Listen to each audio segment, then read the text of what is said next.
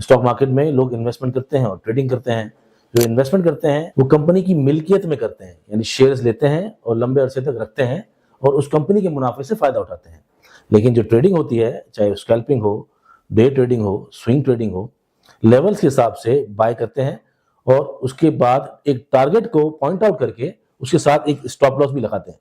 अगर फर्ज करें आपने 100 रुपए की कोई चीज ली हो और आपने उसका टारगेट बनाया हो 120 रुपए और आपने कहीं ना कहीं उसका स्टॉप लॉस 96, 95 के करीब रखा होता है, तो आपका जो रेशियो होता है ऑलमोस्ट 1:4 हो गया।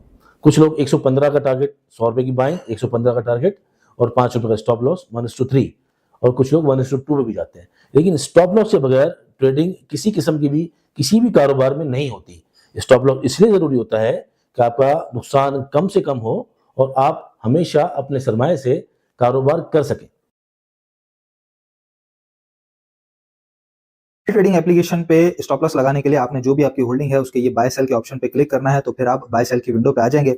स्टॉप लॉस लगाना है यानी कि आपने सेल करना है, तो सेल पे आप क्लिक करेंगे। उसके बाद आपने ये जो लिमिट है इस ऑप्शन पे क्लिक करना है, तो डिफरेंट ऑप्शन आपके सामने नजर आ रहे हैं। आपने सीधा सीधा SLO यानी कि स्टॉप लॉस पे क्लिक करना है, तो ये स्टॉप लॉस की विंडो आपके पास जनरेट हो गई।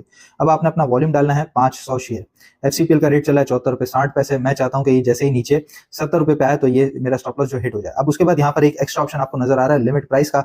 यहाँ पर आपने वो प्राइस डालनी है जो कि आपने ऊपर की प्राइस से कुछ नीचे कम डालनी हो। जैसे कि मैं यहाँ पे डालता हूँ 69.90 यानी कि 10 पैसे नीचे, कि इस दरमियान जैसे ही रेट आएगा तो मेरा स्टॉप लॉस हिट हो जाएगा। तो लिमिट प्राइस में आपने असल प्राइस से कुछ नीचे का प्राइस डालना होता है। उसके बाद सेंड ऑर्डर पे क्लिक करेंगे, यस करेंगे तो आपका ऑर्डर प्लेस हो गया। उसके बाद आप ये मेन्यू पे क्लिक करके लॉग्स में जाके आउटस्टैंडिंग लॉग में अपना ऑर्डर देख सकते हैं कि जैसे FCPL के मेरे शेयर्स लगे हुए हैं 70 रुपए पे 500 शेयर बिकने के लिए। तो जो ही ये रेट आएगा मेरा स्टॉप लॉस हिट हो जाएगा। और अगर आपने ये स्टॉप लॉस कैंसिल करना है तो सीधा सीधा क्रॉस पे क्लिक करेंगे, यस करेंगे, आपका स्टॉप लॉस कैंसिल हो गया।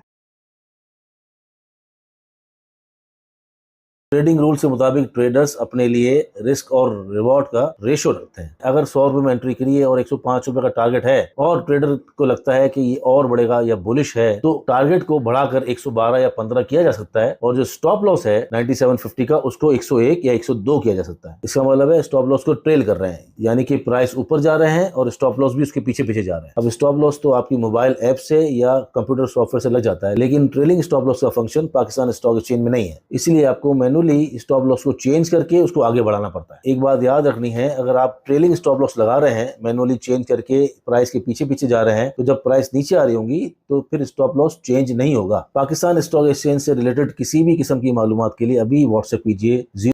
एक बात याद रखिए कि हमारा जो टिकटॉक प्लेटफॉर्म है या इंस्टा का प्लेटफॉर्म है, वहां पर आप कमेंट्स कीजिए। एक वक्त में एक ही सवाल कीजिए, एक कमेंट में एक ही सवाल कीजिए, हम वीडियो के थ्रू उसके जवाब देंगे।